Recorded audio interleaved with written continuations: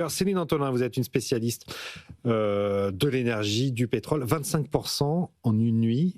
Est-ce qu'on a déjà vu un tel choc ? Oui, alors... disons que c'est assez historique, mais c'est pas totalement incongru. C'est-à-dire que le pétrole, c'est un marché qui est quand même très volatile, oui. Et que dès qu'il y a une annonce qui peut faire paniquer les acteurs, on peut avoir une flambée. Toute la question, c'est savoir si c'est une flambée ponctuelle ou si c'est quelque chose qui dure. Parce que sur le pétrole, vous avez des phénomènes, enfin sur les contrats à terme, vous avez même parfois le prix qui devient négatif. Enfin voilà, c'est ce qui est arrivé, par exemple au moment de la crise de la Covid. Donc il y a des phénomènes, des épiphénomènes. Après, toute la question, c'est savoir si ce blocage, notamment du détroit d'Ormuz, qui est quand même ce verrou qui suscite toutes les craintes. Est-ce que ça dure dans le temps ou est-ce que c'est un phénomène ponctuel ? Il faut qu'on l'explique ça, parce que quelle est la part du pétrole vendu sur les marchés internationaux qui passe par le pétrole d'Ormuz et combien nous, en Europe, on en consomme ? Voilà, donc en fait, globalement, le marché pétrolier, on est autour de, on va dire, un peu plus de 100 millions de barils jour, et on a 20 millions qui transitent par le détroit d'Ormuz. Alors en fait, il y a 14 millions qui sont des produits, du pétrole brut, et il y a aussi des produits pétroliers, donc à peu près 6 millions.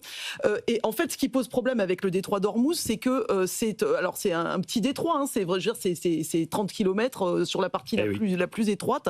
Mais le problème, c'est qu'en fait, c'est un détroit qui est bordé par plein de pays producteurs. Il y a notamment l'Arabie Saoudite, il y a bien sûr l'Iran, vous avez aussi l'Irak qui exporte son pétrole, les Émirats Arabes Unis, il y a Oman qui est pas très loin. Enfin, en fait, il y a toute une concentration de gros producteurs, et notamment des pays de l'OPEP, qui, en fait, pour lesquels c'est un couloir vital pour faire transiter le pétrole. Parce que, en fait, toute la question, c'est finalement, si on pouvait détourner ce pétrole pour l'acheminer via d'autres voies, quelque part, j'allais dire, ça serait un problème qui serait facilement résolu. Oui, mais sauf que là, il faut faire 7000 km supplémentaires et contourner tout l'Afrique. Alors, par exemple, vous avez un oléoduc qui traverse l'Arabie Saoudite, mais en fait, qui ne pourrait acheminer qu'une partie du pétrole saoudien. Je rappelle que l'Arabie Saoudite, c'est un des plus gros producteurs. Hein, on est à peu près autour de 10 millions de barils jour. Donc, on pourrait détourner une partie du pétrole, mais finalement, ça serait assez marginal. Il y a également un autre oléoduc qui, dans les Émirats Arabes Unis, qui permet de détourner aussi une partie du pétrole, mais au total, on aurait quand même, disons, 8 à 10% du pétrole mondial qui viendrait à disparaître si le détroit est complètement bloqué. Et ça, c'est effectivement... C'est bon pour la planète, c'est pas très bon pour l'économie, si je puis dire, Léonidas Kalogeropoulos. Beaucoup de mal à voir comment ça pourrait être purement ponctuel. Enfin, cette espèce de fantasme de la guerre rapide. D'ailleurs, ça rappelle l'opération militaire de Poutine. Y aller, va en guerre, on va régler ça en 2 semaines. C'est Donald Trump qui disait qu'il allait régler la guerre en Ukraine au bout de 4 jours. On voit que c'est 4 jours. Un an plus tard, on y est encore, que la Russie y est empêtrée 4 ans plus tard. 4 semaines pour l'Iran. Je pense qu'on est dans une difficulté qui est majeure, et on a une difficulté en plus que l'on s'est rajouté à nous-mêmes, c'est que comme on a voulu proclamer et décréter que c'était la fin du pétrole, nous sommes privés de nos propres alternatives. On a mené une politique, d'ailleurs même encore aujourd'hui, on a des gisements qui apparaissent comme étant potentiellement intéressants en Guyane. On s'interdit de les regarder parce qu'on veut éradiquer le pétrole, mais on est totalement dépendant du pétrole. On est aujourd'hui dans cette situation où cette crise que vous êtes en train de décrire avec énormément de minutie est en train de pénaliser la totalité de l'énergie dont nous avons besoin. Donc on a une PPE qui vient d'être une programmation pluriannuelle de l'énergie qui vient d'être publiée quand même, cher Léonidas, et qui prévoit une réduction des énergies carbonées en France.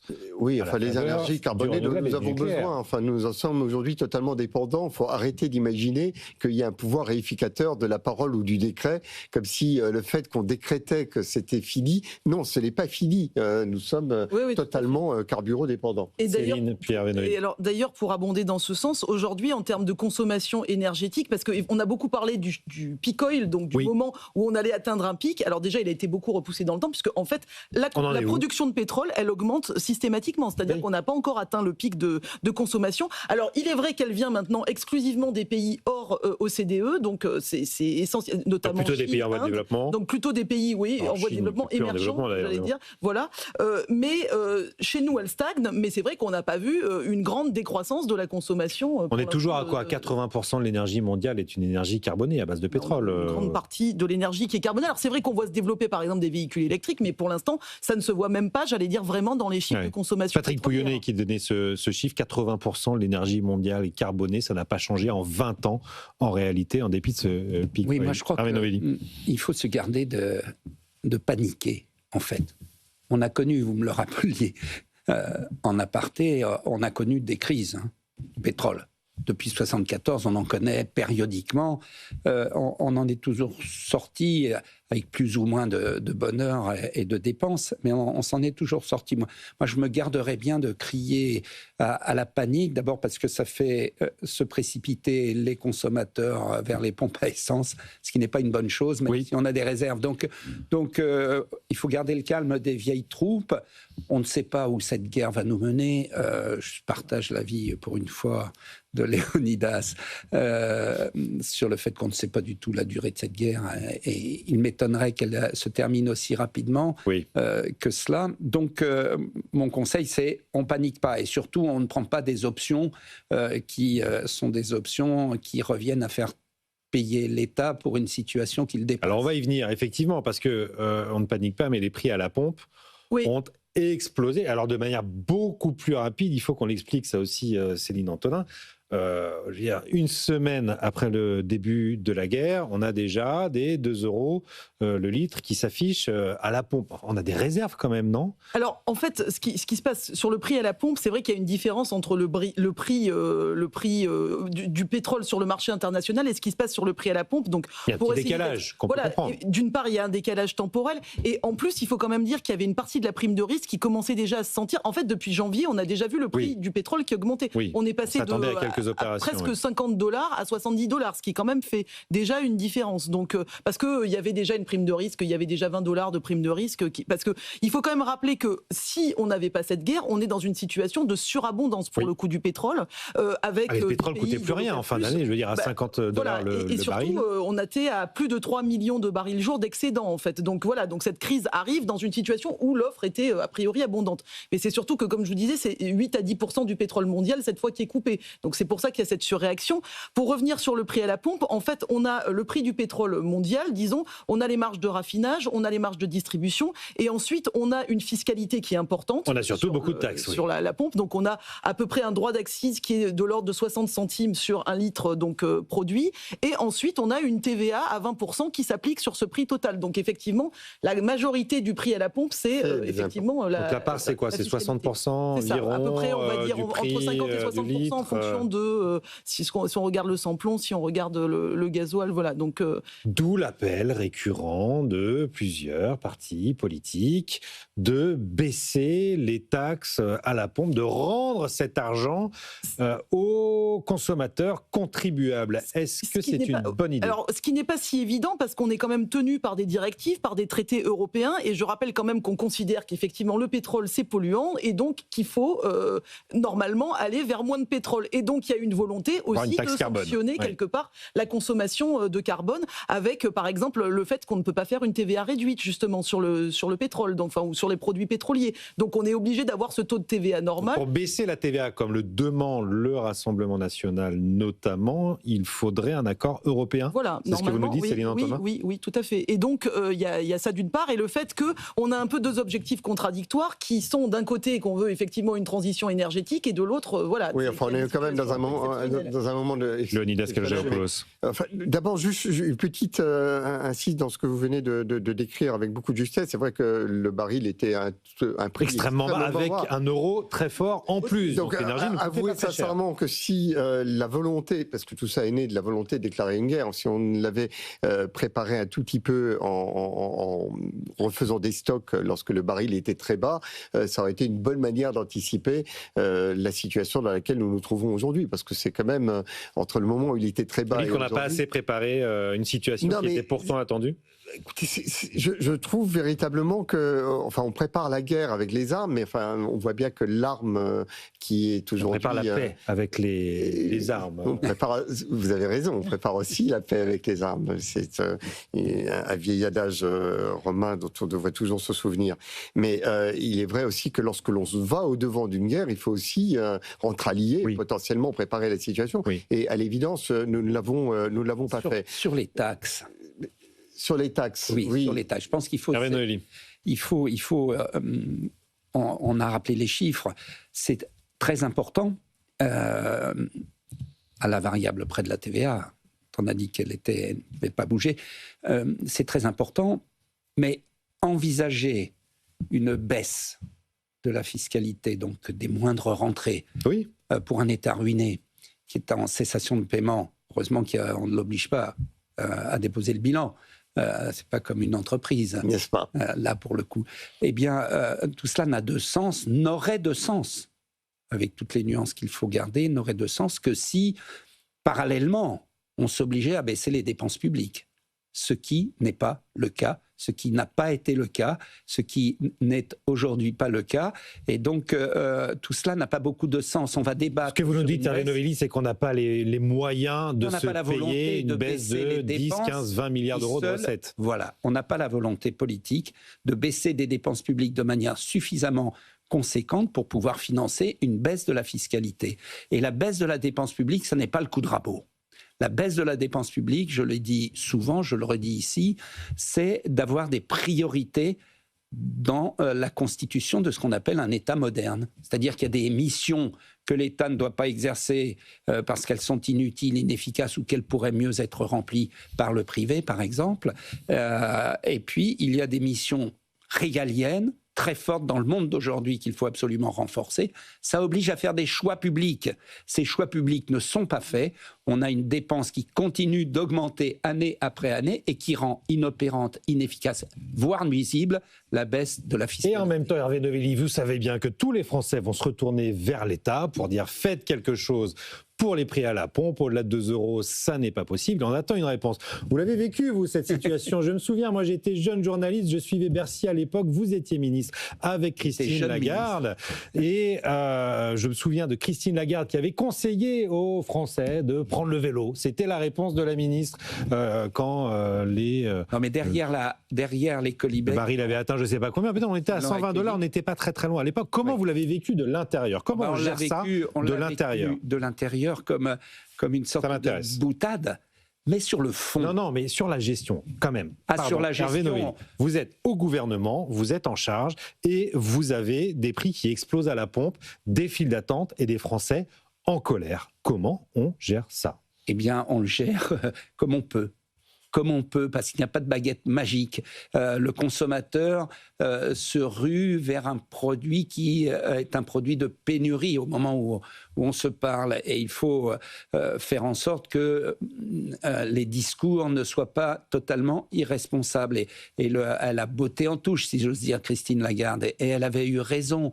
On ne pouvait pas prendre des décisions à l'emporte-pièce. Regardez la distribution des chèques énergie. Oui, bien sûr. Cette 4,4 milliards. Des chèques de Bruno Le Maire, par exemple. Est-ce que c'est une bonne solution des chèques? Ça mène à l'État en faillite et ça rajoute encore au tonneau des Danaïdes. Ça rajoute Léonidas puis Céline. À cette addiction qui est que lorsqu'il y aurait un problème, il y aurait toujours le chèque de l'État qui peut tomber. Je pense qu'il est... C'est devenu un réflexe en France, non? Oui, mais il faut qu'on le casse, ce réflexe. C'est une nécessité collective que nous avons, de se dire qu'il y a des aléas dans la vie et que chacun, avec son sens de responsabilité, doit avoir un tout petit peu de réserve pour faire face aux aléas. Alors, vous allez me dire, les problèmes de pouvoir d'achat étaient déjà présents avant cette explosion énergétique, mais il est absolument indispensable qu'on retarde, qu'on limite, que l'on ait cette pédagogie.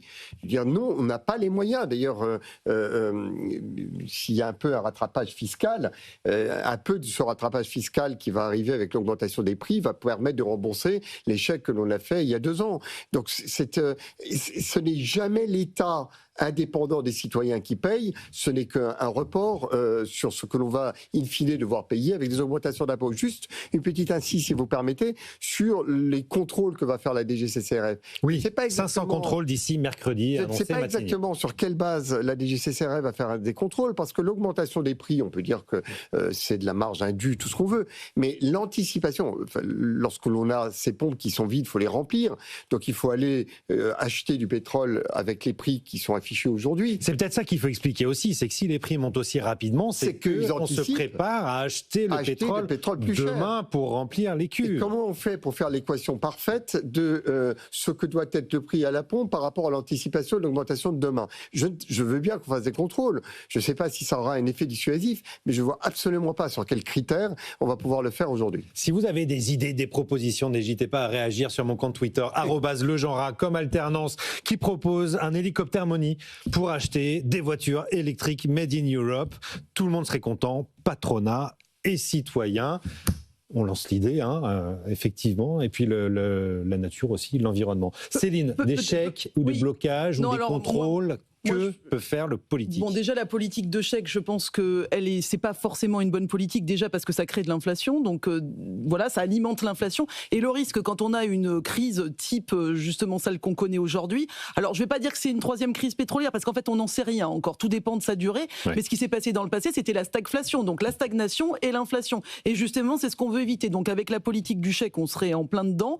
Alors après, il faut voir, évidemment, si la crise dure, s'il y a certains ménages complètement contraints qui sont touchés, bien sûr qu'il faudra sans doute faire quelque chose, mais voilà, il faut déjà que ce soit très ciblé, et surtout sur l'enrichissement de l'État, il faut faire attention, parce que ce qui se passe quand vous avez ce genre de crise... C'est une grande question, ça. Est-ce que l'État, c'est ce qu'on entend en ce moment, est-ce que l'État s'enrichit? C'est pas du tout évident, parce que nous, on estime, les économistes, que quand vous avez 10% de hausse du prix, vous avez 0,1 de croissance en moins, en fait. Et donc, du coup, si vous avez, je sais pas, vous passez de 60 à $100 le baril, à ce moment-là, vous avez 0,3 ou 0,4% de moins. Là, le baril a pris 70% en 3 mois quand même. Voilà, donc je veux dire, donc vous avez de la croissance en moins, vous avez de l'inflation, et qui dit de l'inflation dit que vous avez des salaires qui va devoir indexer, par exemple les minima sociaux, etc. Et donc tout ça, ça a aussi un coût supplémentaire pour l'État. Donc dans l'équation, l'État n'est pas forcément un grand gagnant de tout, quoi. Hervé, comment ça s'était passé en 2007, 2008, 2009 ?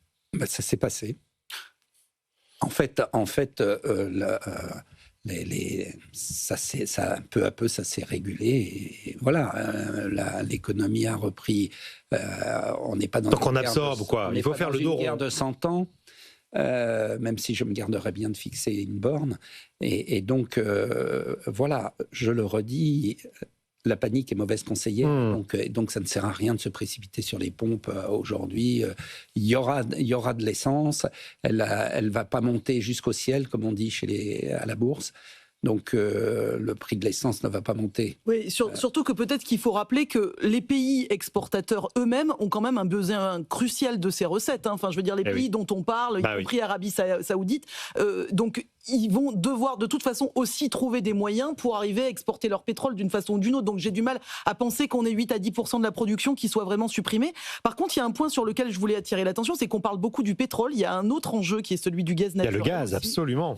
Et c'est vrai que là, pour moi, il y a un enjeu qui est un peu différent. C'est que, alors le pétrole, c'est une chose, mais le gaz, on sait aussi, avec la guerre entre la Russie et l'Ukraine, on s'est quand même privé de la manne russe en termes de gaz. Alors on a un petit peu péroré en disant on est très fort, on a réussi à se priver du gaz russe. Le problème, c'est qu'on importe effectivement une partie du gaz naturel liquéfié. Donc maintenant, notamment des États-Unis. Voilà, notamment du Qatar aussi. Et donc le gaz naturel liquéfié, la différence avec le gaz naturel, c'est que ça passe pas par les gazoducs, justement, et ça passe par le gaz qatari. Il passe par le détroit d'Ormuz, et il y a 20% justement de ce gaz naturel mondial qui passe par le détroit d'Ormuz. Et le problème, c'est que là, on est très dépendant, et on est sur un marché qui est beaucoup plus tendu parce que justement, on s'est privé un peu à marche forcée du gaz russe. Donc là, il risque. Mais ça veut dire quoi là? Ça veut dire qu'on risque de voir une hausse. L'hiver, heureusement, c'est passé. On a moins besoin de gaz. Oui, mais on a il des fait réserves même très incroyablement chaud. C'est assez historique. Et on a des réserves de gaz. Et on a des réserves qui sont très basses. Oui. Et donc c'est vrai que ce qui est compliqué, c'est qu'en plus le gaz, pour le coup, on le stocke pas. Donc c'est un marché qui est beaucoup plus tendu. Et on était sur un marché plus tendu en amont. Donc j'allais dire, là aussi, il y a une question. Et puis quand même, il faut souligner que l'ironie de tout ça, c'est que le grand gagnant, c'est aussi la Russie. C'est la Russie, c'est Poutine. Et ça, c'est quand même aussi quelque chose qui est... Enfin, pour le coup, il y a du cynisme dans l'histoire. Mais je veux dire, vraiment, le gagnant, à la fois pour le pétrole, puisque vous aviez toute une flotte, en fait, de tankers russes, ce qu'on appelle les flottes fantômes, qui naviguaient et qui sont en train, justement, d'être finalement livrés et vendus. Parce que des pays comme la Chine, par exemple, achetaient. Mais là, vous avez d'autres pays, notamment l'Inde, qui a obtenu de pouvoir acheter à nouveau son pétrole russe alors que ça avait été fait qui était vendu à prix cassé. Donc ce que vous nous dites, c'est que la Russie a perdu un allié stratégique avec l'Iran, mais que pour son économie, c'est plutôt une bonne nouvelle. Là, c'est une très bonne nouvelle. Et pareil pour le gaz, du coup, qu'est-ce qui va se passer? C'est-à-dire, est-ce qu'on va retarder le fait de se priver du gaz russe? Puisque je rappelle qu'on importe encore du gaz naturel liquéfié aussi de Russie. Donc, il y a vraiment à peu près 10%, voilà. Et je pense que la différence, peut-être, avec ce qu'on a pu connaître dans le passé en termes de choc, c'est que les États-Unis, aujourd'hui, sont finalement un acteur à la fois producteur et consommateur, mais sont quand même excédentaires. C'est-à-dire qu'ils produisent c'est le premier exportateur mondial aujourd'hui. Et donc, ça change la donne, parce que dans les années 70, effectivement, les États-Unis, ils étaient avec nous. Mais aujourd'hui, nous, en tant qu'Européens, on est quand même plus fragilisés qu'eux, puisque nous, on n'a pas des compagnies pétrolières qui peuvent s'enrichir par ailleurs. Donc, heureusement qu'on a un partenaire qui est la Norvège, qui a effectivement une capacité, qui est peut-être pas membre de l'Union, mais il est quand même un partenaire permanent. En tous les cas, je trouve que l'exposé de l'analyse de Céline Antoine est très, très éclairant. C'est très clair. Parce que ça, non, mais c'est extrêmement précis et très rigoureux. Ce que je trouve assez dommage, c'est que le texte sur la planification énergétique est passé par décret. La PPE3, comme on l'appelle. Je trébuche toujours sur les initiales, mais c'est un texte qui est principalement focalisé autour de la problématique environnementale, alors que l'on voit bien à quel point le problème énergétique est un problème de souveraineté économique et de souveraineté européenne. Enfin, ces éléments-là devraient être bien au-dessus et en premier les indicateurs et la boussole de nos arbitrages que la question environnementale qui existe, sur laquelle il faut travailler, mais qui est quand même un élément secondaire. Je ne sais pas qui est en train de gagner en termes d'environnement à la situation que l'on est en train de vivre et que l'on subit. Dans une consommation d'électricité qui est perçue comme étant plutôt stagnante, effectivement, mais qui pourrait être appelée à augmenter. Donc augmenter à la fois le nucléaire, ça c'est utile, c'est indispensable et on ne rappellera jamais assez combien on a été. Combien on le doit. Ça a été un crime contre la France que d'abandonner le nucléaire pendant 15 ans. Heureusement, on y revient. Mais en même temps, comme on ne veut rien abandonner, on se donne aussi des objectifs totalement délirants. Trop ambitieux en matière ambitieux, diraient certains. Avec des questions. En matière de renouvelables. Donc, cette PPE, elle devrait être revue. Avec des questions importantes comme vous le disiez, de compétitivité aussi, puisque pour le coup, les États-Unis, sur le gaz, il s'est quasiment rien passé, alors que nous, on a pris 130%. Donc, pour le coup, la compétitivité, je rappelle que pour des secteurs comme la chimie et autres, effectivement... l'énergie coûte 2 fois plus cher en Europe qu'aux États-Unis. On va avoir un différentiel, et c'est vrai que c'est mauvais pour notre compétitivité. Donc, alors, c'est vrai qu'on peut se consoler en se disant, la Chine aussi est touchée, cette fois, les pays asiatiques, mais enfin, bon, c'est une maigre consolation. Enfin, c'est quand même pas totalement une surprise, la situation dans laquelle on est. Parce qu'il faut quand même se dire que aller attaquer l'Iran et se dire c'est bizarre, il se passe quelque chose sur l'énergie. Faut quand même avoir manqué un tout petit peu d'anticipation. Enfin, je vois pas très très bien comment l'Iran aurait pu passer à côté de la tentation de bloquer comment dirais-je, un canal aussi stratégique que le détroit d'Ormuz. Évidemment. Un dernier mot rapide sur cette déclaration du G7 qui est tombée ce matin, qui a décidé de libérer 400 millions de barils par jour sur les réserves stratégiques. Alors c'est un peu un one-shot, mais est-ce qu'on est dans une crise telle? Là, on n'en est qu'au début. Encore une fois, la grande question, c'est combien de temps ça va durer. Mais est-ce que c'est une bonne décision? On a vu que ça a calmé les prix sur les marchés. Hervé Novelli, ça a le mérite de casser la panique. Qui risquait de... On a vu que c'est passé effectivement de 120 à 105 $ le baril. On verra bien ce qu'il en est par la suite. Oui, ça enlève de la volatilité. Effectivement, bon, sachant qu'en plus, les pays membres de l'Agence internationale de l'énergie, ils avaient cet objectif de 90 jours de réserve. Donc, et c'est d'ailleurs ce qu'on a fait à chaque fois qu'il y a eu une crise un peu importante, c'était libérer ces réserves. Donc, ça paraît tout à fait logique, c'est à ça qu'elles servent. Après, est-ce que ça suffira totalement à calmer les marchés ? Je pense que ça dépend vraiment beaucoup de ce qui peut se passer en termes militaires. Là, et là, gros point d'interrogation. En termes comment dirais-je, d'action exceptionnelle, au risque de froisser mon ami libéral Hervé Novelli, je pense que dans certaines circonstances très exceptionnelles, et c'est le cas, une pression sur la volatilité des prix est je ne vais pas dire un contrôle, un plafonnement, mais c'est une réflexion qu'on ne peut pas enterrer. Très bien, merci à tous les trois.